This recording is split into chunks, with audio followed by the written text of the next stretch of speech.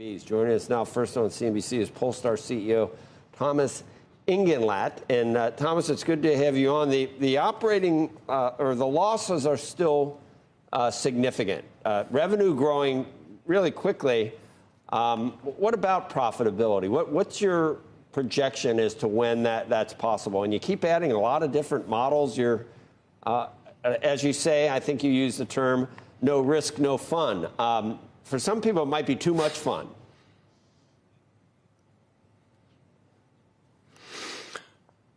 Yeah, this is a journey which is going according to plan. We have achieved our goal of 50,000 cars in 2022. We reduced our losses significantly. We will actually grow to 80,000 cars in 2023. That is 60% up year on year. And of course, the big difference 2023 will be to become from a one-car company to a company with a lineup of 3 models. And of course, this is absolutely the lever which will bring Polestar towards profitability, to the turnaround. So we are according our plan on that journey, and we are delivering on these targets. So it's not only fun; it's as well the seriousness about us delivering on our milestones.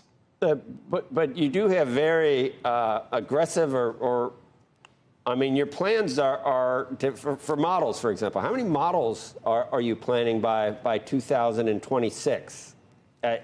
Some people might think that you should get a cheaper base model to sell to the masses, but you're not. I don't know if you're interested in that. These are luxury EVs that appeal to a certain customer.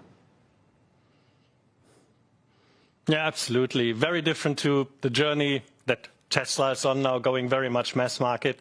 We are aiming, and we are a premium luxury company that is targeting that market with a product portfolio, clearly with 2 SUVs, 2 coupe fastbacks. That is a program of 4 cars that we will complete by 2025, actually already. Then we add the cherry on the cake, the Roadster that we have as a show car shown, and we know that 26 we will put that into production. So these 5 cars, that is a product portfolio that we think is sufficient to carry the company with a high profitability. You'll have the profitability from being able to charge, obviously, more than a lot of your competitors. So a lot of competitors are actually cutting prices, and that's the holy grail to try and get an affordable EV for the mass market. And you're not. I just don't think you're not chasing that end of things.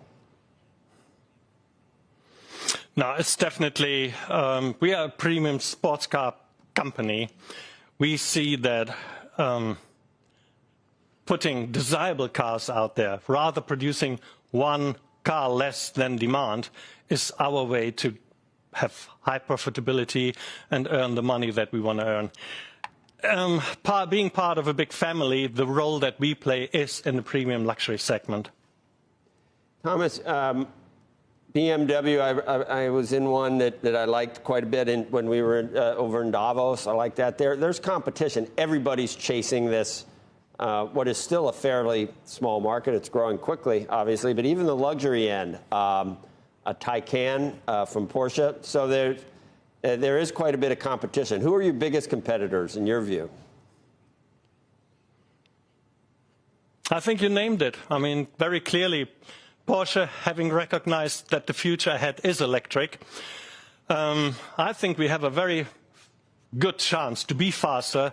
Our asset-light model, not having to take care too much about building factories, but really using base technology and putting our great engineering on top of that, we can be very fast in the rollout. And as we said, this product portfolio of 5 cars by 2026, all really one-to-one competing there as electric cars in this sports car luxury segment that Porsche is covering. This is our main competition. There will be many more competitors, fair enough. Having said that, the product rollout in that cadence will be very, very difficult to be performed by somebody who is not having the synergies as we are having in the group.